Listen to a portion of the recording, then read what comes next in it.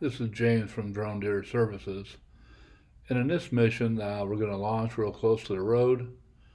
We're going to get up real quick, switch to IR mode, and see if we can find wildlife.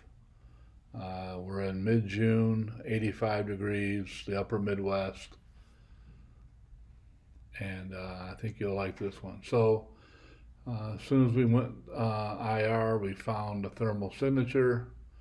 In fact, there's a couple of them in this shot. We'll process this first one. A little bit breezy on this day. Like I said, midday. Here we have a wading bird, a fawn, and a doe all in the water sharing a pond, which is pretty cool. First time I've seen a doe and a fawn in the water. Another, kind of advantage of the drone. You can go to the wildlife and not disturb them and catch them in their natural habitat and doing the things that they normally do. Not sure how a doe introduces a fawn to the water other than what I'm seeing here. She doesn't get too deep. The fawn is looks like it's very comfortable in the water. It's kind of a hot day, hot sunny day, good day for a swim.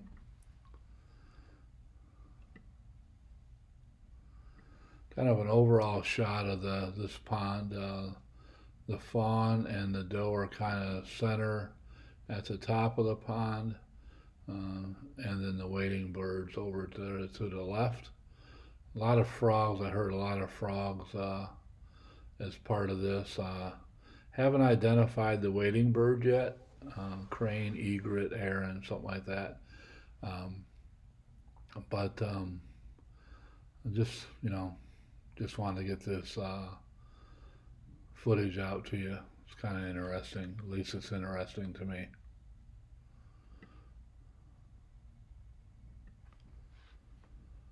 You always wonder how far, the doe will get away from the fawn in this kind of situation. And we're seeing that now. You're also seeing the doe relieve herself right in the pond. Something we couldn't do in a swimming pool, but this is the wild, and this is what animals do.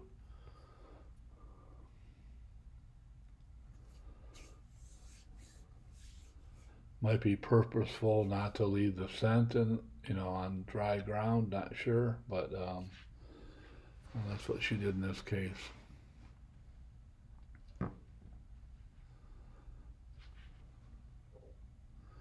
The wading bird here, very proficient at feeding itself along here.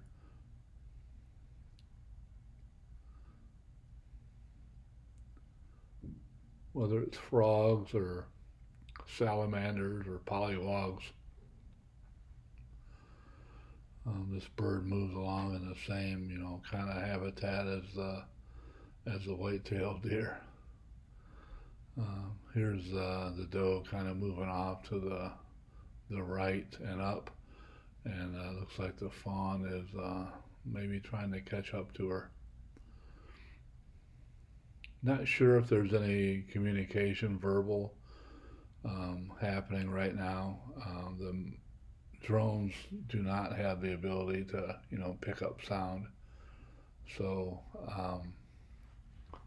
I don't know if there's a bleat or some communication between those two, but the fawn's coming down here to meet the doe again.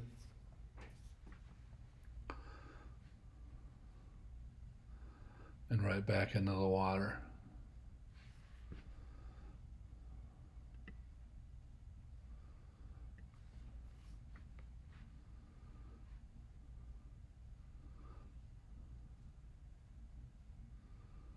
I'm not sure if she just didn't want him to nurse out here in the pond, but that's what happened in this particular case right here. But it's just they're enjoying. It's like they're enjoying the water, just like a lot of other mammals.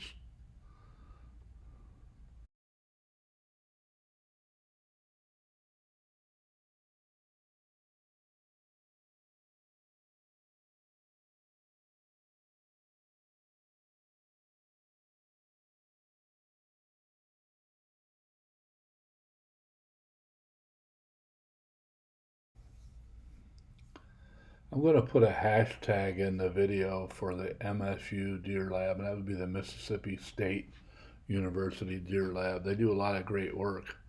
They'll even handle your questions if you send them in. But I'll put the hashtag in the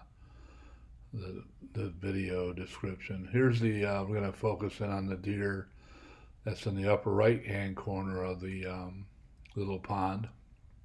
This is a doe. Looks like he's feeding actual on cattails or some type of vegetation right below the surface. We'll get a closer look here in a minute. I'm not sure that I knew that whitetails did this, but certainly moose do, and must be something good. So I'm looking for the possibility of a fawn with this doe. Couldn't really pick it up. There is a thermal signature to the right here, but the brush was too thick for me to pick anything up. There's also a lot of kind of well-worn deer beds that will look like thermal signatures in the middle of the day. We're in the upper Midwest, 390 feet off the ground, and picking up very nice thermals off of deer beds, and some of them are just worn down to the earth, and that earth heats up and then retains the heat, and that's when we pick up a thermal signature. I was just cruising along, so we have two does, a fawn, the white wading bird in this particular area.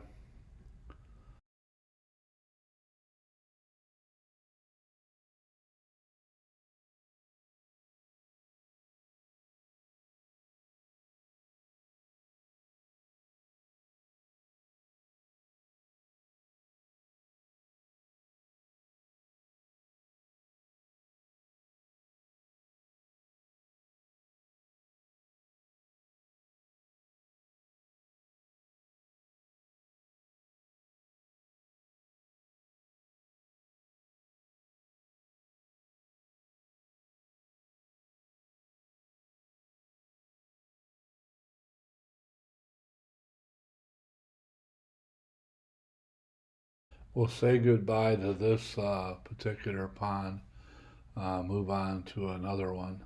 And what I noticed in this one, thermal signatures, but these were actually waterfowl. I think this is a family group of wood ducks. They're all covered in this green that is also on the surface of the pond. I think this is a wood duck male right here, cruising along eating the stuff off the surface of this second pond. But it looks like, I mean, this could be artwork. The different shades of green and the how it's kind of put together here. But might be duckweed, might be something else.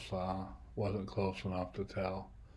But certainly these ducks live in this stuff. That's why they're green, just as green as the stuff on the top of the pond.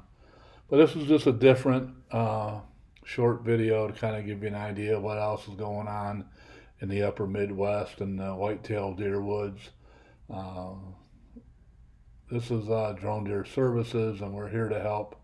Just go ahead and email us any questions you might have, and we'll get back with you and help you out.